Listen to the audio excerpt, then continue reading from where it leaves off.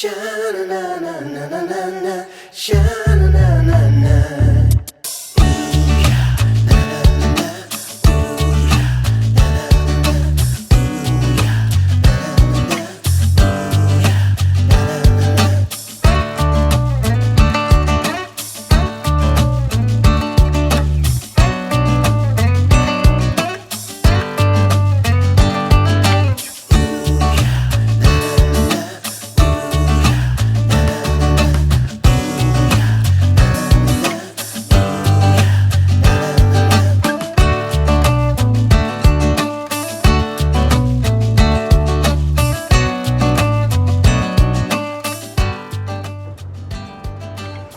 Alrighty, welcome back. This is Laura with Jot and Tittle Vintage Typewriters. Glad to have you with me today. We are going to do a tutorial for a Coronet Electric 12. This is from the 1960s, and the 12 means it's got a 12-inch carriage. The 12 inches here, it's actually like 15 or 16 inches here. And these are fantastic typewriters, so easy to use, and I can't wait to show you how to use yours. So without further ado, let's get started. So this is an electric typewriter, which means you have to plug it into the wall. Here's your cord. No batteries, no chargers, but it has a manual return. All right, so let me flip it up, and you've probably got yours as well. Here you can see that's for your case, setting that into the case. And by the way, you want to know what my #1 video is how to take these Smith Coronet electric typewriters out of their case. So go under tips. That is my #1 video. Okay. Because they are a pain. They lock in, and you have to kind of hit that little tab under there just right to get your case out, your typewriter out. So no, it is not supposed to stay in the case. Okay. And once you take it out, unless you're traveling or unless you have to put it away, you shouldn't need to put it back in your case. But I do recommend, getting the cover. Like, we have those typewriter covers on our website, and you'll see the link to our website below. And my mom hand sews, covers for our typewriters. So that I do recommend, so that dust and dirt and grime doesn't get inside of there. Now, you do need to maintain your typewriter regularly, and we do that with mineral spirits and Q-tips. And I just get in there and clean my typewriters every once in a while, especially if I've been using it quite a bit. Okay, so right back here, you're going to see your paper holder. This is how you set your margins. And so remember, everything, you have to kind of throw out your idea of how a computer works, because it's totally different than how typewriters work. Manually set your margins, and you just press and drag those. Now, the nice thing about a 12-inch carriage is you could do, landscape or portrait, or if you have 11 by 14 paper, or just odd size papers, that's going to fit just fine, which is why I usually recommend the 12-inch carriage typewriters for those of you who are crafters, because crafters love to use typewriters. And it's not because it was made for crafters. To me, if you're a crafter, you've got loads of ideas, and you might as well keep your options open, which is why I always suggest the 12-inch carriage, because it just gives you more paper size options. Now, people want to know, can you load craft paper cardstock into a typewriter? Yes, you can. You might have to work it in there a little bit more, or release the paper release. Also, keep in mind, the thicker the cardstock, the more it might actually bend the paper. So you don't want to go too thick, because we'll actually permanently bend the paper, because you're rolling it around a roller. So, but if you're doing like cards, I do it too. I get thicker paper, and then I type out like quote cards, or placeholders or something like that, then I do like the thicker cardstock. I just try not to make a habit out of using the thicker paper. Okay, that's a lot of talking. I'm going to move these margins in just because I like to. All right, this is called your carriage. And to release it, you've got 2 levers. And a lot of times these typewriters is missing one of them. If yours is missing, that's okay. Just use the other one. You don't need both. And here you can hear your bell. That bell is going to go off when you reach the right margin, because that's saying, hey, you're at the right margin. Time for you to hit your return handle and go on to the next line. Speaking of next lines, 1, 2, 3 right here on the left side. That's 1 line, 2 lines, 3 lines. So like if you're doing a first draft of a manuscript, I would select double or triple line spacing, because then you have room for notes and corrections in there. College ruled, obviously, single line, whatever you want. Okay, I am going to move the carriage over to the left. And I'll show you why in a second here. But first, I'll come back to that, because I'm going to open up this top. And you want to open up this top with your carriage to the left. Otherwise, it's going to scratch, which this one has a scratch on it. Your handle's going to scratch the cover. And so that's why you want to always make sure the carriage is to the left. And then also when you close this, make sure it's back all the way so that it doesn't scratch going across. All right, so inside you'll see the place for your ribbon spools. If yours is missing a ribbon spool, don't worry, we've got them on our website, jotandtittletypewriters.com.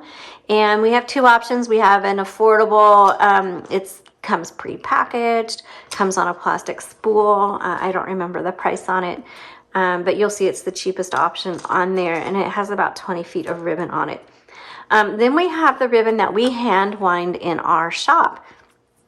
And that way you have a choice of plastic or metal spools, and we're able to fit anywhere from 48 to 50 feet of ribbon on that. So you get a lot more. It's a little bit more expensive, but the price isn't double, but you're getting double the ribbon. So, okay. So when you put in your ribbon, you just pop it in there. It's pretty easy, in and out. I do need to let you know that you'll see the main middle pin sticking up, and then there is a little one off to the side. And that little one needs to go into one of those 4 holes. So when you set it on there, it might just be sitting there and it's not, and then you'll see that just popped all the way down. You want to make sure that falls over that tiny pin, because that little pin is what turns your spool. And then once you get it in there, make sure you thread it through your guide wires. There's one here. You've got this section in the middle. There's another guide. And your ribbon is going to come around the top and back and down under the bottom, okay? Not this way, but this way, okay? Black on top, red on bottom. For an up-close view of how we've threaded this here, please go to the product listing link below. You'll see the photo of that. Or you could probably zoom in on this video. It's not going to show it without me totally adjusting everything. So yeah, you'll just have to go to that link and look at that photo of it. I'll lift it up there. I don't know if you can see that. And then to manually reverse your ribbon, you have a ribbon reversal right here, okay? Let's go back here and load a piece of paper. So you just set your paper right there. Turn the handle, that'll pull it right through. And I like to bring it all the way up to make sure it's nice and even. And in this case, it is. If it was crooked, then you have your paper release right here. Pull that forward. You can adjust your paper and then re-engage it. Or when you're done typing and you want to take your paper out, just pull that forward, pull your paper out. Okay, but always re-engage it, because otherwise it's not gonna thread properly. All right, and so we talked about your return handle. All right, let's go ahead and let me show you a couple of things. You notice when you hit your return handle and when you turn this handle, you hear it click, click, click, okay? It clicks every half of a line. But let's say something's not lining up just right and you just need to, you know, adjust it just a little bit. This little black button over here on the left side of your typewriter, you press that in while turning your carriage, your roller, and that releases, it disengages the roller so you can kind of adjust it a little bit more, okay? Down here, you'll see the power switch. This says off right now. You just flip it to on. I always like to give my electric typewriters a few seconds just to get everything going and warmed up. It's just me. Because some of them, I mean, they're getting old. Some of them need a while to wake up, but most of them don't. Okay. Down here, you're going to see your tabs. So you hit tab and you can clear it. I have 2 set clear. And then to all clear, if you hold clear down while releasing your carriage, it should clear the whole thing. There, it cleared the whole thing. So that's how you use that. And then to set it, just hit set. There you go. Voila. Okay, over here is your color selector. That there's black, there's red. The button right next to it says MR, that's margin release. And so what that is, let's do a sentence here.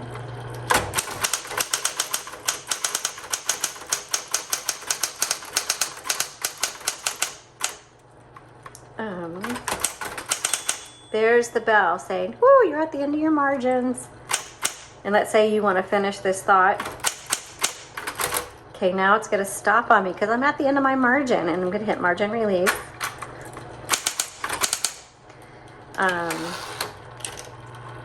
And then you can finish typing. So that's how the margin release works. I'm actually going to bring this in some more. Over here, let's say you make a mistake, which I misspelled that on purpose. And so you can backspace. Backspace does not erase. And so you can either type over it or you can X through it.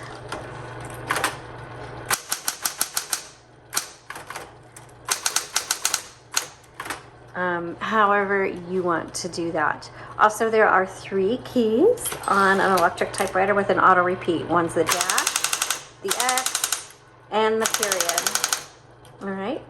So we have, and then we did the ribbon reversal. So when you get to the end of your ribbon, sometimes the typewriter will lock up or the font will get really faint. So you really want to pay attention to what is being typed on your paper. So if the font starts looking a little bit different, or you notice this starts to feel just a little bit different, always stop and then reverse the direction of your ribbon. A lot of issues that come up have to do with you just need to reverse the direction of your ribbon. Now there are ribbons out there that have a grommet on them and they auto reverse. And so you just need to check to see if your ribbon has a grommet on there. All right, so that's everything there is to know. Well, let's see, one more thing. You hold that down for power space. But that's how you use this typewriter. And, you know, I'll do a little bit more typing here. So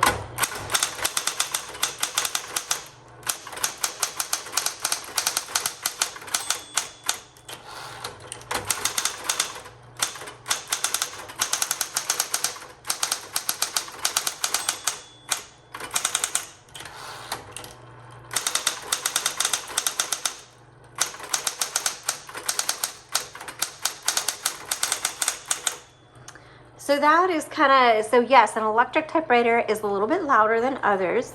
That's just the normal. You can also, we have on our website these felt typewriter pads that not only dampen the sound a little bit, but it keeps it from scooting around, which is, yes, so important. But these are wonderful typewriters for everyday use. If you've got one and you're watching this to learn how to use it, I highly recommend that you keep it. It's a great typewriter to have on hand for everyday use. Okay, I hope you found this helpful. If you have any questions, if I didn't cover something, ask it below and I'll try to get back to you as soon as I can. Thanks so much for watching. Have a good day.